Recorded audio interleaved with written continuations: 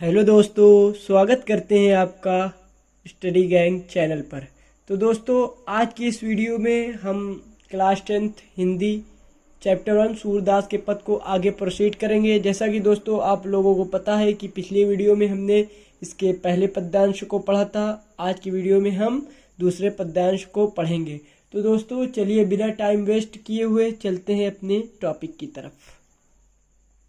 अभिगत गति कछु कहत न आवे, ज्यो गूंगे मीठे फल को रस अंतर्गत ही भावे। परम स्वाद से बही सुनिरंतर अमित तोष उपजावे। मन बानी कौ अगम अगोचर, सो जाने वो पावे जो पावे। रूप रेख गुण जाति जुगत बिनु, निरालंब कित धावे। सब विधि अगम विचारहि ताते, तू सूर सगुन पद गावे। तो दोस्तों यहाँ पर जो ये पद्यांश है इसका जो संदर्भ है, संदर्भ तो आप लिख ही देंगे कि इसके पहले की वीडियो में मैंने संदर्भ को डिटेल में बताया था किस तरह संदर्भ क्या होता है। तो दोस्तों अगर आपने वो वीडियो नहीं देखी है तो दोस्तों आई बटन में, ऊपर आई बटन में आपको लिंक मिल जाएगा, वहां से जाकर आप पिछली वीडियो को देख सकते हैं। अगर दोस्तों आपको नहीं पता तो मैं थोड़ा सा बता देता हूँ। तो ये जो संदर्भ होता है, संदर्भ बताया जाता है कि जैसे हमारा जो पद है ये कहाँ से लिया गया है, किस चैप्टर का है। जैसे फॉर एग्जांपल मैं बताता हूँ, प्रस्तुत पद्यांश इसका लिखना हो तो प्रस्तुत पद्यांश हमारी पाठ्य पुस्तक हिंदी के सूरदास के पद नामक शीर्षक से उद्धृत है, जिसके रचयिता श्री सूरदास जी हैं। तो इस तरह से दोस्तों आप संदर्भ लिख सकते हैं। बात फिर आती है प्रसंग की। तो दोस्तों प्रसंग भी मैंने पिछले वीडियो में डिटेल से बताया था। अभी इसका जो प्रसंग है दोस्तों वो अलग है। इसमें सूरदास जी निर्गुण और सगुण भक्ति दोनों में अंतर बताते हुए बताते हैं और बताते हुए सब अंतर बताते हुए कहते हैं कि मतलब निर्गुण भक्ति जो होती है, निर्गुण ब्रह्म जो होता है, इसको प्राप्त करना कठिन होता है। इसकी कोई मतलब मूर्ति नहीं होती, इसको किस तरह से प्राप्त किया जाए इसका कोई रास्ता जल्दी मिलता नहीं है। इस पर इन्होंने बात किया, लेकिन अंत में सारे विचार करने के बाद इन्होंने सगुण का ही प्रतिपादन किया, सगुण का ही गुणगान किया। तो दोस्तों ये इसका प्रसंग हो गया। दोस्तों इसका जो बात आती है इसकी व्याख्या की, जो बहुत इंपॉर्टेंट है, ये 2 नंबर में सब क्वेश्चन आ सकते हैं। जैसे प्रसंग क्या है, 10 नंबर का पूरा ओवरऑल ले आता है, लेकिन साथ में जैसे इसके शीर्षक क्या है, इसके रचयिता क्या है, इस तरह से 2-2 नंबर में 5 प्रश्न आपको एग्जाम में देखने को मिलेंगे। तो इसमें से अंडरलाइन रहेगा, उसके आपको व्याख्या करनी रहेगी, ठीक है ना दोस्तों। तो चलिए देखते हैं इसकी व्याख्या क्या है। अभिगत गति कछु कहत न आवे। सूरदास जी कहते हैं कि मतलब निर्गुण ब्रह्म के बारे में कहते हैं कि अभिगत मतलब इसके बारे में कुछ कहा नहीं जा सकता, कछु कहत न आवे।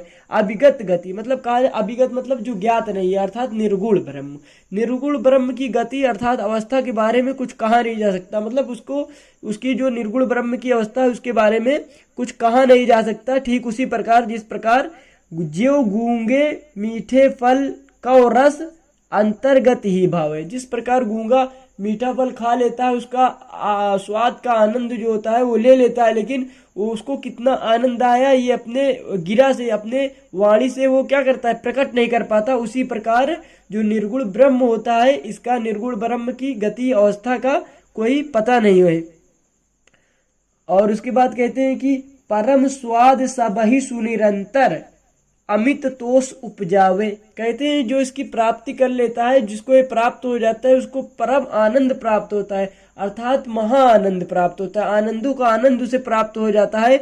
और अत्यधिक तोष सबहि सुनिरंतर अमित तोष उपजावे, और जो प्राप्त कर लेता है उसे निरंतर अत्यधिक आनंद मतलब संतोष प्राप्त होता रहता है, अत्यधिक आनंद निरंतर प्राप्त होता रहता है जो इसे प्राप्त कर लेता है। अर्थात निर्गुण ब्रह्म को जो पा लेता है उसे असीम आनंद प्राप्त होता रहता है और संतोष निरंतर अत्यधिक संतोष उपजता रहता है, ठीक है दोस्तों।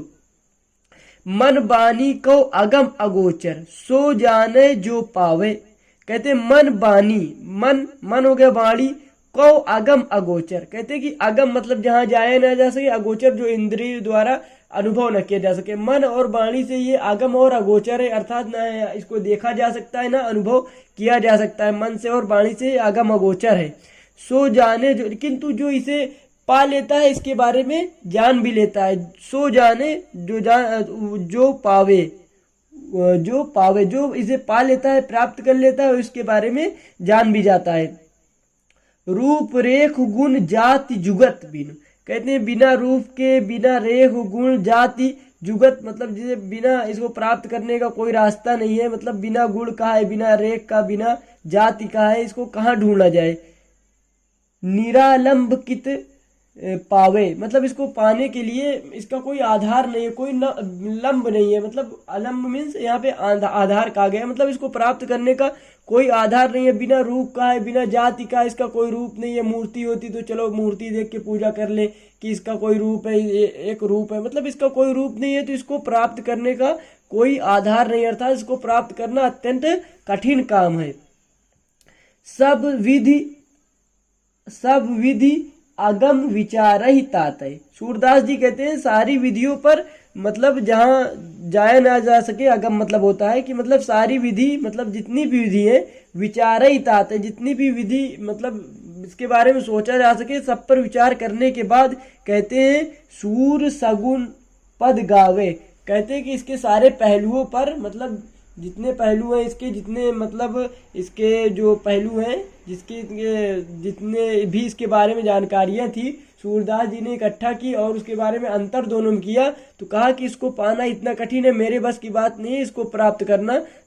तो इसीलिए उन्होंने विचार किया कि मैं सूर पद, मतलब सगुण पद का ही गुणगान करूंगा, और उन्होंने सगुण पद का ही गुणगान किया। तो दोस्तों इसको आपने देखा, तो आइए देखते हैं इसको कैसे लिखेंगे एग्जाम में। एग्जाम में आ गया तो आप लोग इसको कैसे लिखेंगे। तो दोस्तों मैं यहाँ पे दिखाता हूँ, ऐसे आप लोग व्याख्या हेडिंग यहाँ पे आप कर देंगे, व्याख्या ऐसे हेडिंग कर देंगे। उसके बाद इसमें लिखेंगे कि सूरदास जी निर्गुण ब्रह्म के बारे में कहते हैं कि उसकी अवस्था के बारे में कुछ कहा नहीं जा सकता। ठीक उसी प्रकार जैसे गूंगा मीठा फल खाकर उसका आनंद अपनी वाणी से प्रकट नहीं कर सकता। उसका आनंद तो प्राप्त कर सकता है, लेकिन उसे बता नहीं सकता कि उसे कितना आनंद आया। और उसको प्राप्त करने वाले को परम आनंद प्राप्त हो जाता है, और यह आनंद निरंतर बढ़ता जाता है, अर्थात उसे संतोष प्राप्त हो जाता है। ठीक है ना दोस्तों। फिर उसके बारे में कहते हैं निर्गुण ब्रह्म मन और वाणी दोनों, मतलब मन और वाणी की पहुंच से परे है, किंतु जो इसे पा लेता है उसे सब कुछ दिखाई देने लगता है। मतलब उसे जो इसे प्राप्त कर लेता है, जो इसे प्राप्त कर लेता है, उसे इसके बारे में सारी जानकारियां मिल जाती हैं कि निर्गुण ब्रह्म क्या है और कैसे इसे प्राप्त किया जाता है, वो जान जाता है, दूसरों को भी बता सकता है। लेकिन इसे प्राप्त करना अत्यंत कठिन होता है। किंतु जो इसे, और फिर कहते हैं ये रूप रेखा जाति और पहुंच के बिना निर्गुण ब्रह्म को प्राप्त करने का कोई आधार ही नहीं है। इसी सब पर विचार करने के बाद सूरदास जी कहते हैं मैं तो सगुण ब्रह्म का ही गुणगान करूंगा। ठीक है ना दोस्तों, आपको समझ में आ गया होगा कैसे लिखा जाएगा। तो दोस्तों आज की इस वीडियो में बस इतना ही, मिलते हैं अगली वीडियो में। दोस्तों वीडियो को लाइक करें, शेयर करें अपने दोस्तों के साथ, ताकि उनको भी पता चल सके। दोस्तों जाते जाते हमारे चैनल को सब्सक्राइब करें, ताकि आपको ऐसे ही एजुकेशनल वीडियोस की नोटिफिकेशन मिलती रहे। धन्यवाद। जय हिंद, जय भारत।